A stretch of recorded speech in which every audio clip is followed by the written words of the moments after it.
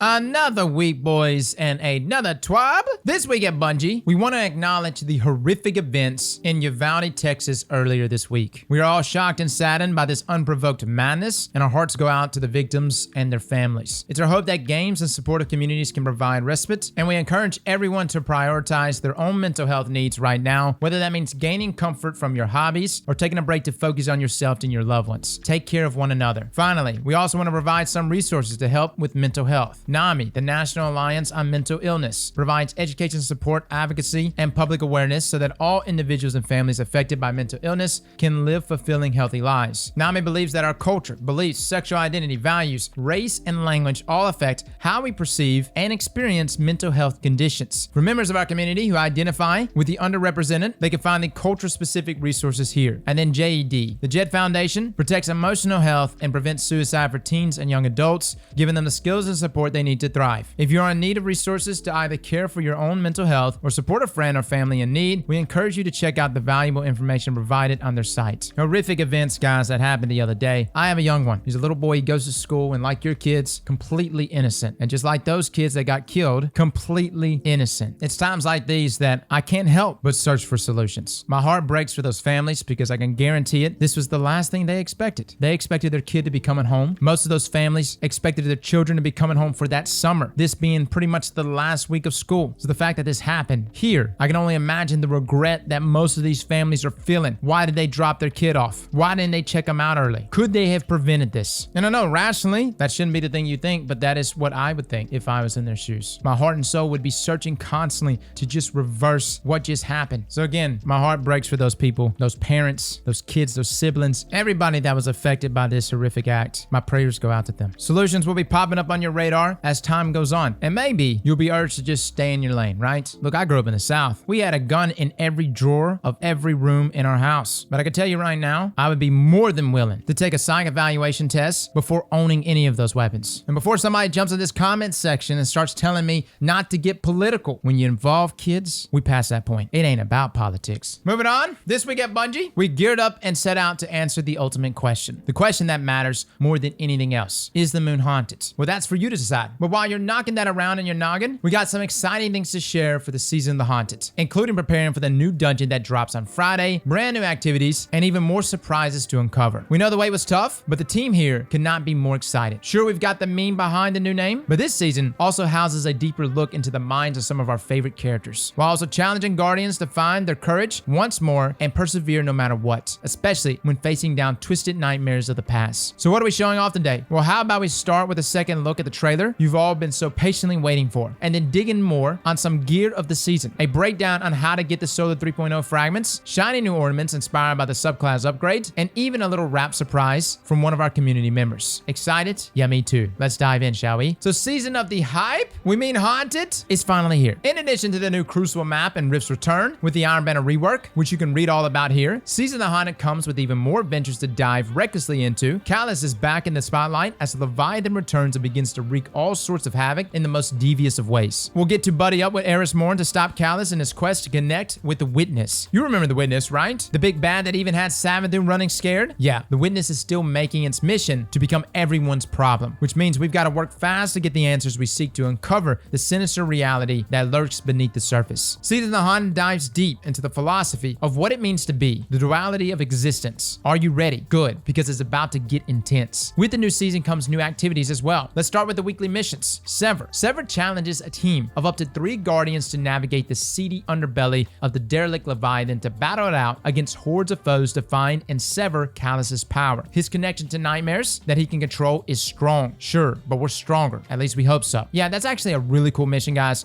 We get a good idea of the relationship between these different characters and their nightmares. So for Crow, it's Aldred. And I think we're probably going to end up seeing Zavala and his wife at some point, and maybe even Kaido and Gaul. All of this is very rich with lore. The second activity is called Nightmare Containment. This is a free-to-play public event aboard the derelict Leviathan that is designed to be just as chaotic as it is fun. Take on intense battles against Cabal and Scorn, and dive a little deeper into nightmare reflection of our world. The team is excited about how this activity will play out through the season of Haunted. Nightmare Containment is specifically designed to be always worth the player's time because it scales depending on the number of Guardians participating. More Guardians, faster boss burns, and even more loot potential. Yeah, so cutting the Leviathan, I know everyone's complaining complaining about the size of the Leviathan, and I would want it to be its normal size, but supposedly cutting it down to the size that it is how they're able to get the enemy density to what it is. And there is a ton of enemies that are pouring out. Now, by now, most of you have discovered the Scythe, the relic that makes taking on Season the Haunted, several missions, and nightmare containment activity even more impressive. If you couldn't tell, heavy metal music and the idea behind becoming a damage-dealing Reaper were both heavy influence of this season, and the Scythe very much reflects that. So how does it work? As you may already know, Guardians are going head-to-head against some impressively intimidating nightmares, so this heavy swinging beauty comes in handy with its flaming projectiles that can be launched at any foe. Use the Scythe to fire those fiery fireballs to prime enemies for that delectable 1-2 punch move that is designed to go in and cause a particularly stylish form of mayhem. Rip and shred through enemies and throw those horns up. It doesn't get more metal than that. Yeah, so the Scythe actually gives you super energy on top of it when you get attacked, so just something to keep in mind. I would have preferred the Scythe actually be a weapon in our slot, and we could take it elsewhere, right? So it is a big bummer that it's just a relic, but it has a light attack that does a 4-hit combo with the horizontal slice, an air attack, which launches out a solar projectile, heavy attack, where it slams the Scythe into the ground, and it also scorches them, applying those scorch stacks for those ignitions. And every time you defeat enemies with a Scythe, you spawn orbs of healing solar light that float back to you and grant restoration. Here's the thing though, I think many of us are playing around with Solar 3.0, so we're like barely dabbling with the Scythe, but it is good. New dungeon, who dis? A new dungeon has arrived, and yes, it definitely puts a new spin on the existential crisis. Normally, this is where we reveal all sorts of new information for the TWAB readers out there, but in the spirit of this season, we wanted you to experience it for the first time with a feeling of discovery. Believe us when we say that we couldn't be more jazzed up to hear your thoughts. Also, don't worry, the wait won't be long. The new dungeon goes live tomorrow, May the 27th at 10 a.m. Pacific. That's right, boys, we will be streaming it live, so come check us out on Twitch. A quick rundown on the hauntingly fresh new gear. With every season, also comes new ways to show off that customized Guardian style, and Haunted is no different. From a haunted aesthetic to getting in touch with your inner Eris Morn, here's a closer look at some of the different looks you can make your own. Can we also just take a second to appreciate the Nightmare seasonal armor ornaments? Because wow, yeah, the base armor is not that crazy, but the ornaments, oh, sexy. The season pass also includes a new seasonal ornament for Trespasser, new shaders, emotes, and more to unlock simply by playing Destiny 2. As shown off in our official reveal earlier this week, here's just a small recap of some of those rewards. Looking good. Definitely want that Trespasser ornament. And by the way, if you haven't checked out our Trespasser review, we did a live review of it. Fantastic. Moving on to Solar 3.0 fragment details